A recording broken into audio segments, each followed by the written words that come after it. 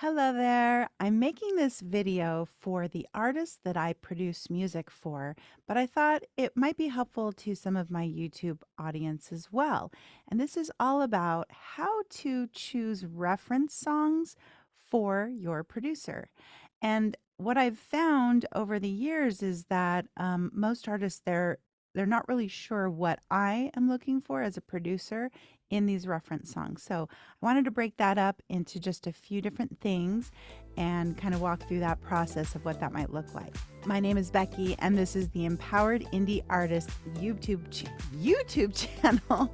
I hope you like this video. If you do, please like it and please subscribe.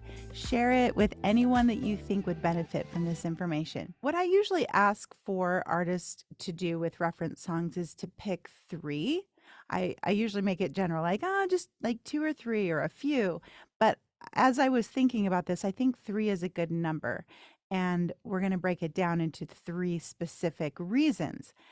Okay, so the first song that you pick might be the general overall vibe style. It would be a song that you feel like, okay, my future song will be on the same playlist as this song, my reference song number one. So it's got a similar vibe, a similar feel. It wouldn't feel jarringly different. That would be like the first reference song. The second reference song might be a very specific instrumentation.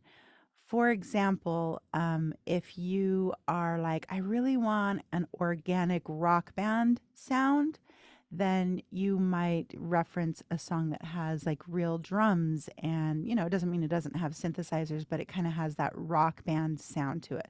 Real drums, it sounds like a real drummer playing and not programmed drums. You can tell there's real guitars and it just feels a little bit more organic.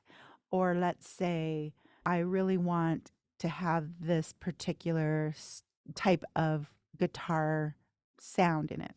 Like it's a muted electric guitar that's got a little bit of grit on it, but it's not super distorted, like a really specific type of instrument. So maybe the overall vibe isn't what you're looking for, but a very specific instrument sound. And if you're like, I don't know anything about the instruments that are in music, then I do have a course for you that is linked in the description below. It's totally free.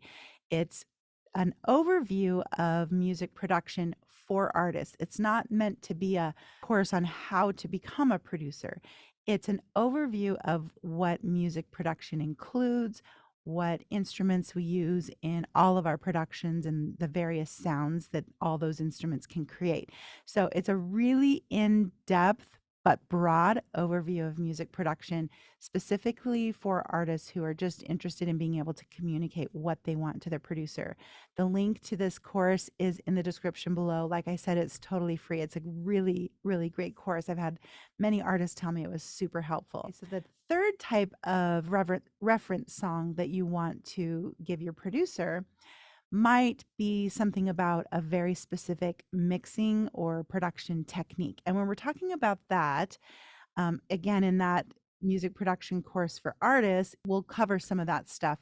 But it's things like instantly, I'm thinking about the song Hello by Adele, where there are drums in that song, but they're muffled the whole time. You may not know how that was done, but you can kind of tell, well, the drums, there's like this rhythmic thing and it kind of sounds like it's underwater.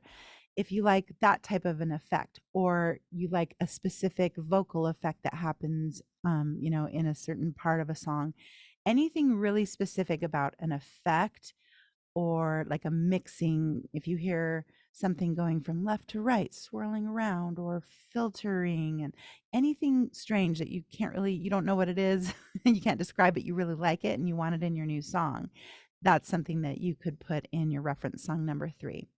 And then I also wanted to show you that I do have artists who have put together just an overall playlist that's like, these are songs that I like. And let me show you. I'll go to my Spotify right now. So this is a playlist that an artist I've worked with, her name is Daisy. She actually put this together as an independent artist as a way to promote her music, which is really, really smart. If you're not doing this with your music, then you should be. And what you do is like when you are releasing a song, you kind of create your own hype around it. You create your own playlist with other songs that fit that vibe. And so this was post we did this Wish I Was Cool song together. But then she put together this playlist. But what she called it is petty pop. And so anytime Daisy is like, "Hey, I want to work on a song," I listen to this playlist to get her sound and vibe back into my head, unless of course she directs me somewhere else. But this gives me a great opportunity to listen to a bunch of different songs and different artists that she feels really represent her pouty petty pop style. I love it. I've also had Liliana Tani is one of the artists I work with regularly. She put together this playlist a while ago. It was just basically her favorite songs. And I think it was a while ago. She probably would put together a totally different playlist now. But if I'm like, I need to get in Lulu's head, she goes by Lulu, I will go through and play this playlist, just shuffle it and get her style, her songs back in my head. Now, again, these are not like specific, I want my song to sound like Where is the Love by Black Eyed Peas. It's just songs that she really loves, and it puts me in her headspace for a little bit. And that's everything. I hope that was helpful. And be sure to register for that very free and amazing course. It's called Everything an Artist Needs to Know About Music Production. And again, it's just a broad overview. It doesn't teach you how to produce, it's just a broad overview of understanding what goes into producing music. All right, that's it for today. I hope that was helpful. We'll see you next time.